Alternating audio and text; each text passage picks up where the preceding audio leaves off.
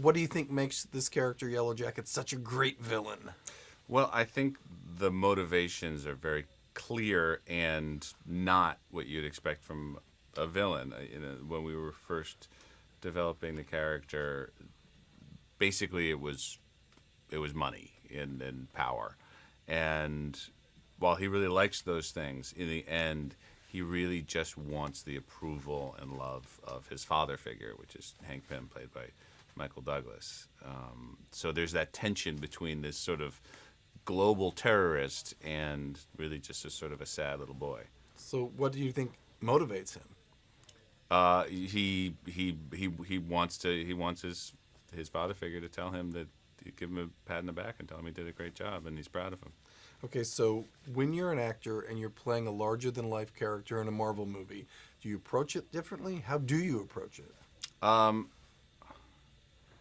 think it's the same in that you want to make sure that those motivations are clear to yourself first and then to the audience. And so that's the same in any role. I think what's different is just simply the size of the character that you can play. If somebody's ambition is to create this revolutionary technology and turn it into this war machine, you you have a license and a responsibility to be larger than life. And so, being on those sets and with the costumes and seeing the pre-visualizations of what the action scenes were going to be, it was easy to sort of get yourself in that mindset of villain. Everyone I've talked to so far, I think there's a shared something among you all, is that you've all really thought about it, and there seems to be notes about all these things. It's great that there's so much preparation, and everyone took it very seriously. Yeah, well, I mean, it's not a secret that there were delays in shooting it, and so there was this period where we were supposed to be working, but they were writing new drafts of the script and still in pre-production. But for the actors, it actually gave us a sort of a time to do that work and to put our stamp on the screenplay as it was being written. And I think that really helped deepen and enrich the characters. I think it shows on camera. So, on to question number 5 of 8, or 4 of 8. What did you like most of playing Darren Cross? I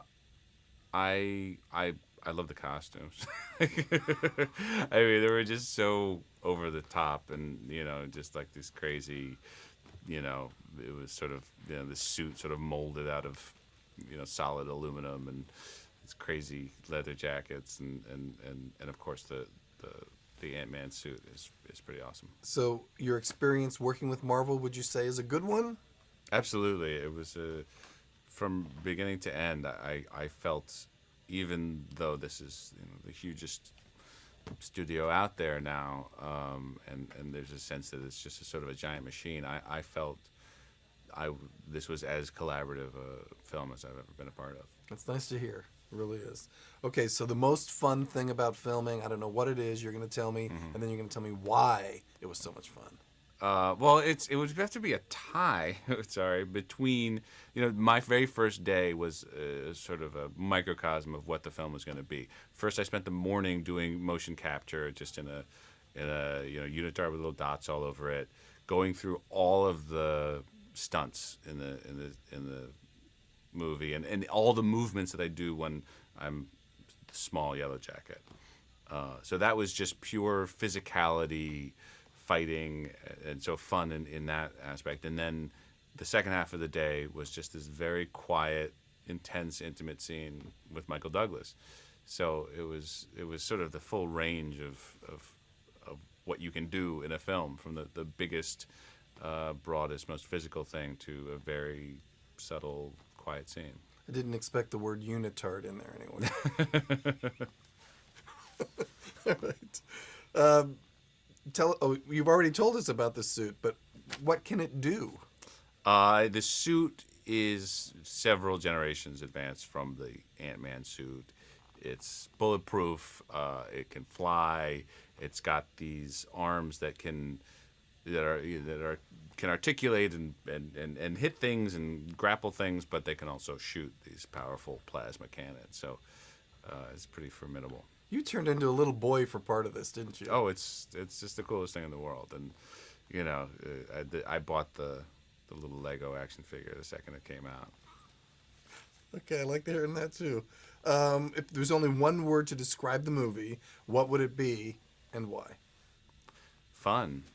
There is this sense of playfulness and adventure, and it really brings you. I think kids will love it for very obvious reasons. But when I first just sitting in the theater, I'd read every draft of the script and seen all the pre-visualization.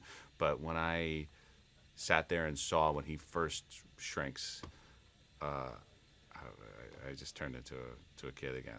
It's just really fun. And with your character, there is so much, I want to say, strength. I mean, he's a tough dude, I guess to say, and intellectually smart.